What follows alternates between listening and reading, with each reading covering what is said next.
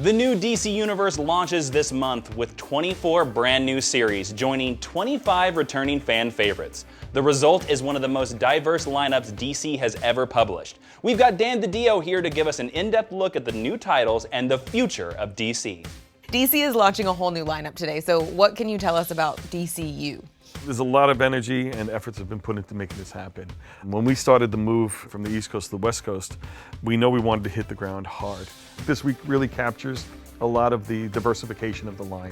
You see the traditional superhero storytelling in Green Lantern, Justice League with the Darkseid War. You're getting a sense of some new edge, cutting edge books that we have with Omega Men and Midnighter. And you're getting a sense of the comedy too with Bat-Mite coming out. So like I said, it's a good snapshot, but it's just the tip of the iceberg for all the things that we have coming in June. You guys also decided to ditch the New 52 title as well. What went into that decision? You know what? The New 52 was really a point of time to identify what we were doing with our books. And we always knew it was going to come off at some point.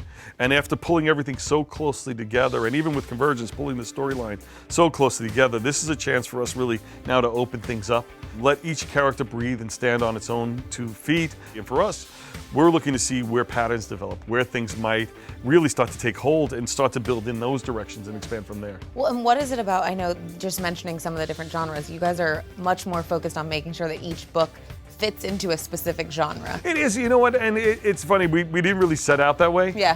But you started to see that starting to build across the line. When you see books like Bat-Mite and Bizarro and Prez have a tonality that has much more humor-based, or something that has a real science fiction tone, like the Green Lanterns or the Omega Men books, or something that's much more traditional superheroes, or something that's more might be considered what's called new adult or young adult in the Black Canary book, or the Starfire book, teaming it up with Harley Quinn, or what we do with Batgirl right now. You start to see it all taking on these different styles and tones. But what we're really trying to do is we found a really strong, diverse group of creators, and we're letting them bring their personality, their sensibilities, their interest to the characters and books that they're doing. So I think that's what's really driving this.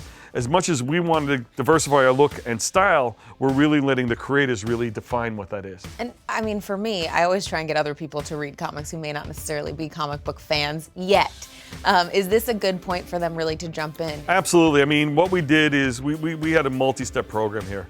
We went with a lot of number ones, and we really wanted them to be entry points. Even if they were built on pre-existing characters, we really wanted you to come into a number one and feel like you were the first time you meet a character for the first time. With the returning characters, the books that are continuing the numbering, we really wanted to find new and exciting jump-on points for those characters. You see major status quo changes taking place in the Batman books, Superman books, Green Lantern, and so on. And I think what's great about that is, if you weren't reading them beforehand, there might be enough buzz to make you want to sample and see what's happening. We felt so strong about all these new directions and all the sensibilities. That's why in May, we provided all the sneak peeks, and those things are still available for people to see.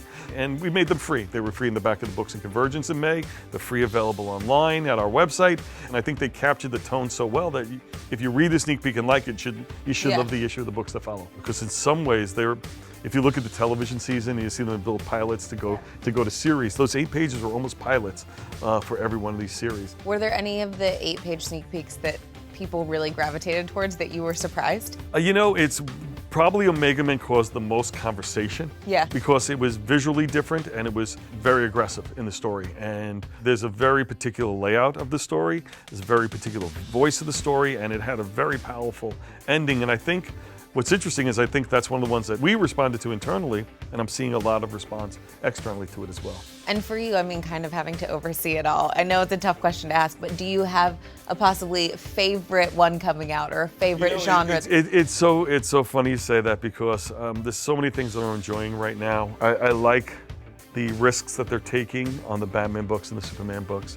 I think Gene yanking on board as Superman is going to be really interesting, because he really brings a new perspective to a character that has such a long history. I loved what's coming out in Prez. That's my secret favorite, because it has a biting, satiric sense of humor that I think is so important and relevant to today. But then I look at the artwork of somebody like Sonny Liu on Dr. Fate, and I say, it's not what I expected to see in that book, but I find it so engaging that it pulls me in.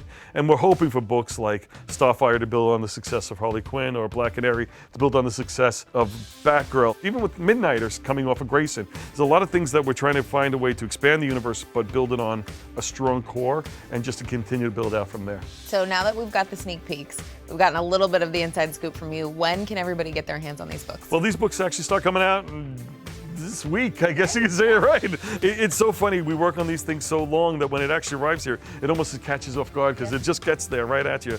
And it's such a divergence from what we were doing from month to month, but I think it's so necessary because it shows the full breadth that we got here. And I'm happy to say I think this is probably on the largest scale one of the real pure times that we've brought in the most new and unique voices to the DC universe. Awesome. Well, thanks so much for giving us a little more info on DCU. You guys can pick it up today in comic book shops, and I'm excited for our next interview when we're going to talk about Divergence. Yeah, no, we'll talk about what's coming up in October. That's what we'll talk about. That's the big one. Okay, turn the cameras off for that, guys.